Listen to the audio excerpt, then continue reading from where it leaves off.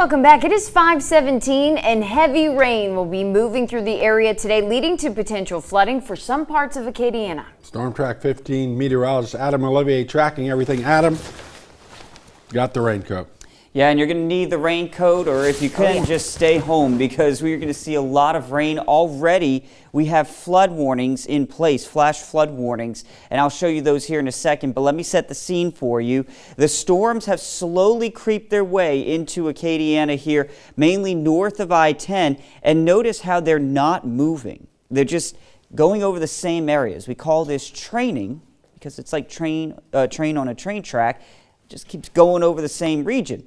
So what that's doing is it's really causing some flood concerns. Now we have a flash flood warning that I'll show you here in more detail for Evangeline Parish, but the heaviest of the rain has now shifted into St. Landry north of Opelousas. Though there is quite the light show here going on from Palmetto to Washington, back towards Ville Platte, Opelousas, Lawtell, and even down towards Church Point. And we're going to watch this because it would not shock me to see a flash flood warning come out from that one. Now back towards the south and west, things have kind of settled down. We still do have some pockets of heavier rain out here, but this generally is more shower activity along I-10 from Crowley over towards Jennings and even into Jeff Davis Parish. And then into Lafayette, we have this steady stream of showers. It's a consistent rain, but no thunderstorms, nothing that would produce flooding right now. Those flash flood warnings, you can see them out here into portions of Evangeline Parish as mentioned, which includes Pine Prairie, Turkey Creek, Mamu, just to the west of Ville Platte. That goes until 9 a.m.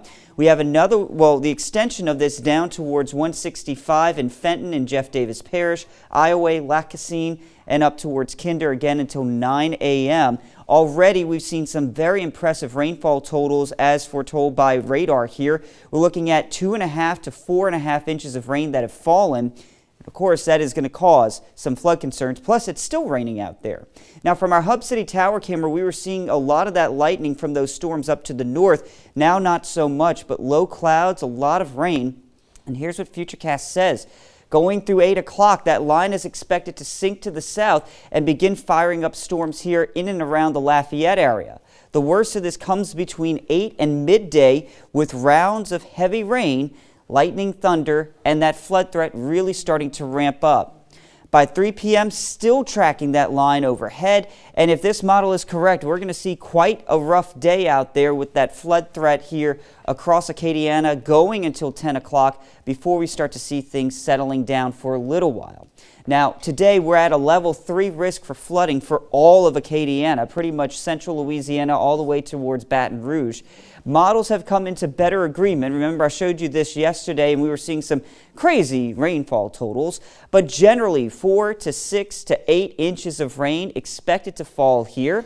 And on top of that, we have a severe threat for the area, a level 2 risk of severe storms. What are we looking for? Tornado threat is low, but it's not zero. Not expecting any hail in this type of situation. Winds are going to be the biggest concern out of the main severe criteria here, with gusts to around 60.